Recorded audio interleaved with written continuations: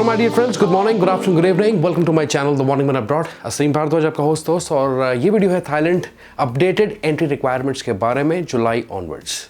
इसमें हम 3 या 4 चीज़ों के बारे में बात करेंगे। पहली चीज़ तो है कि जनरल एंट्री रिक्वायरमेंट्स क्या हैं, जो लोग वैक्सीनेटेड हैं या जो लोग वैक्सीनेटेड नहीं हैं। दूसरी चीज़ हम बात करेंगे कि क्या वैक्सीन जो हैं अप्रूव्ड हैं थाईलैंड ने की, क्या आप मिक्स्ड डोजेस लगवा सकते हैं वैक्सीन की। और तीसरी चीज़ हम बात करेंगे चिल्ड्रन एंट्री रिक्वायरमेंट्स के बारे में अलग से। और लास्ट में हम बात करेंगे एयर सुविधा फॉर्म, जो कि मैंडेटरी है सबको फिल करना अगर वो इंडिया एंटर करने लगे हैं, चाहे वो फॉरेन नेशनल्स हैं चाहे वो इंडियंस हैं। ऑल इन दिस वीडियो, बने रहें इस वीडियो को पूरे एंड तक देखें। स्क्रीन पे लेके चलता हूं, डेमो दिखाता हूं आपको फटाफट से एंड फॉलो दो स्टेप्स। आगे बढ़ने से पहले चैनल को जरूर सपोर्ट करें, वीडियो को लाइक करें, सब्सक्राइब करें इस चैनल को।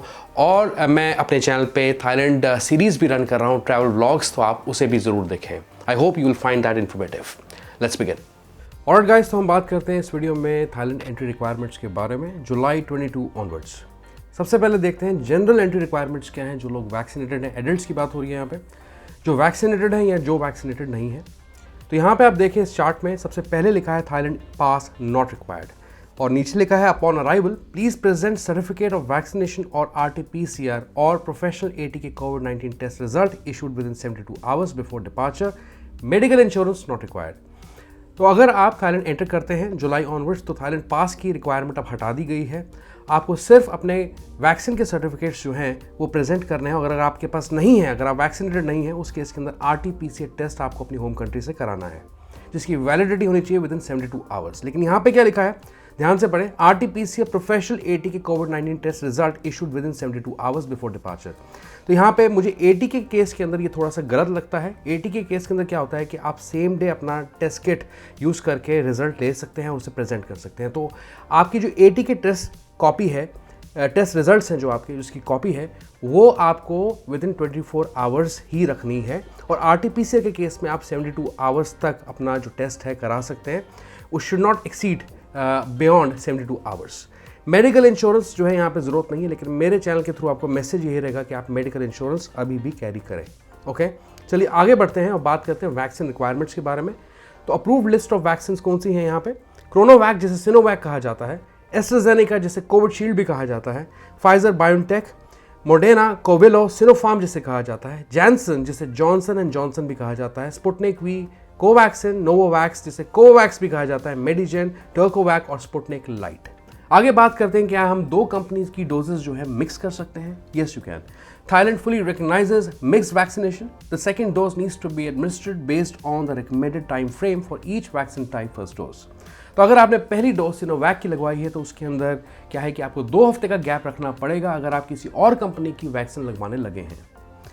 पहली डोज अगर आपको फाइजर बायोनटेक की लगी है, सिनोफार्म, स्पुटनिक वी, नोवोवैक्स, कोवैक्स की लगी है, तो आपको 3 हफ्ते का गैप रखना पड़ेगा अगर किसी और कंपनी की डोज आप लगवाने लगे हैं सेकेंड डोज।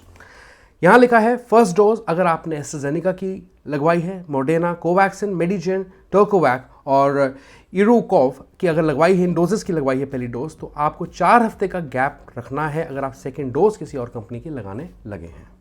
ओके, आगे बढ़ते हैं, बात करते हैं चिल्ड्रन एंट्री रिक्वायरमेंट्स के बारे में।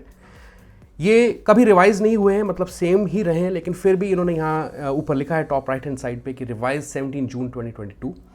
अगर आपके बच्चे की उम्र 5 साल से नीचे की है, can enter Thailand under the same scheme as their guardians if accompanied by their guardians. मतलब कि अगर पेरेंट्स उनके वैक्सीनेटेड हैं, those children are covered by their vaccinated parents.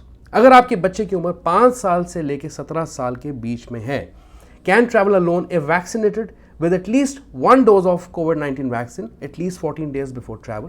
If unvaccinated but accompanied by guardians can enter Thailand under the same scheme as their guardians.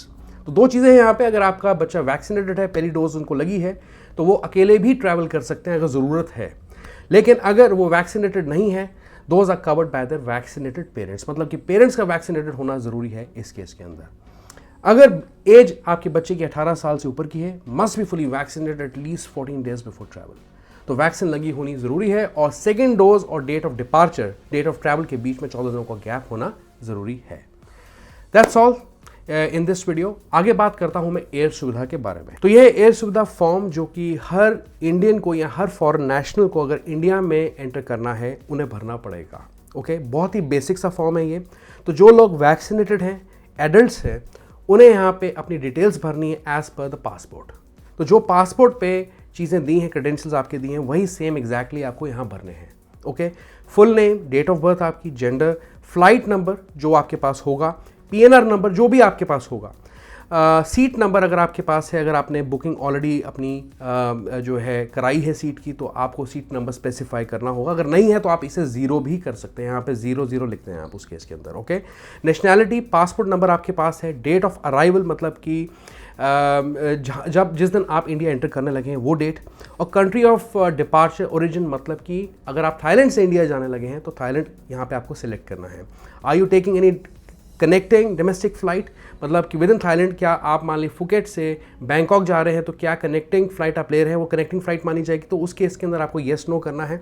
Are you fully vaccinated, yes. अगर आप जैसे ही select करते हैं you are fully vaccinated, तो आपको location mention करनी पड़ती है कि आपने अपनी जो डोज है, सेकेंड डोज है, फाइनल डोज है, वो कहाँ लगवाई थी। जैसे कि इंडिया हो गया उस केस के अंदर, राइट। नीचे देखें date of first dose of vaccination, जो कि आपको बहुत ही आसानी से इजीली अपने वैक्सीन सर्टिफिकेट्स पे मिल जाती है।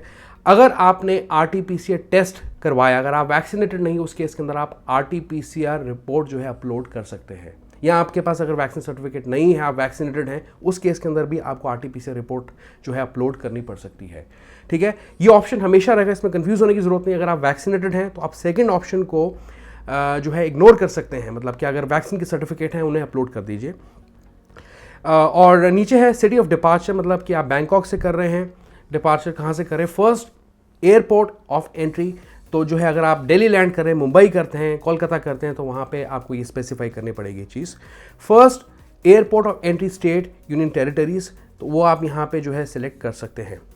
फाइनल डेस्टिनेशन हाउस नंबर, आपको घर का एड्रेस अपना जो होता है यहाँ स्पेसिफाई करना पड़ता है। डिस्ट्रिक्ट, विलेज, स्ट्रीट नंबर जो भी है आपके पास वो आपको स्पेसिफाई करना। अपना फ़ोन नंबर जो इंडिया का कॉन्टैक्ट है आपका वो आप यहाँ पे स्पेसिफाई कर सकते हैं। ऑल्टरनेट नंबर किसी और का दे सकते हैं। एनीवेज थोड़ा ऊपर चलते हैं और यहाँ देखते हैं, are you experiencing any of the following symptoms, fever, cough, respiratory distress, तो आप नो कर सकते हैं अगर कोई ऐसी बात नहीं है। Are you suffering from some elements like diabetes, hypertension, cancer, तो आप वो भी चूज़ कर सकते हैं यहाँ पे। नीचे दिया है details of the countries visited in the last 14 days, तो इस केस के अंदर आप इस ड्रॉप डाउन से थाईलैंड का नाम सेलेक्ट कर सकते हैं। ठीक है, how many passengers are travelling with you in the same flight and to the final destination, तो यहाँ पे आप जो है अगर मान लीजिए आपके साथ बच्चे भी ट्रैवल कर रहे हैं, तो जैसे कि 3 लोग ट्रैवल कर रहे हैं तो 1, 2, 3 जैसे ही आप करते हैं यहाँ पे, तो आपको को पैसेंजर डिटेल्स भी भरने का ऑप्शन आ जाता है। मतलब एक फॉर्म के अंदर आप तीनों लोगों की इन्फॉर्मेशन भर सकते हैं इस सुविधा पे। और जैसे आप ये करते हैं, सबमिट करते हैं, नीचे सेम चीज़ है, रेप्लिकेटेड है फॉर्म। अगर आप देखें सेकेंड पैसेंजर के बारे में और थर्ड पैसेंजर के बारे में, फिर नीचे जाके आपको इस फॉर्म को सबमिट करना पड़ता है। कुछ लगभग 1 मिनट के आसपास आपकी एप्लीकेशन सबमिट हो जाती है। एक्नॉलेजमेंट SR नंबर आपको एक मिलता है और आपको ईमेल मिलती है जिसके अंदर एक PDF अटैच होती है, जो भी डिटेल्स आपने फॉर्म में भरी है, जो एयरपोर्ट पे देखी जाएंगी। मैं आपको बता दूं ये फॉर्म बहुत ज़्यादा इंपॉर्टेंट है। इंडिया में कोई चेक करे इसे या ना करे, लेकिन जो इंस्ट्रक्शंस वहाँ पे लोकल एयरलाइंस को या इंटरनेशनल एयरलाइंस को दी गई है थाईलैंड पे, वो ये दी है कि जितने भी पैसेंजर्स इंडिया ट्रैवल कर रहे हैं उन्हें एयर सुविधा फॉर्म भरना है। तो ऐसा ना हो कि आप ना इसे भरें, विद इन 24 आवर्स आप कभी भी भर सकते हैं। अगर आपने ऐसा नहीं किया तो आपको बोर्डिंग भी डिनाई की जा सकती है वहाँ से।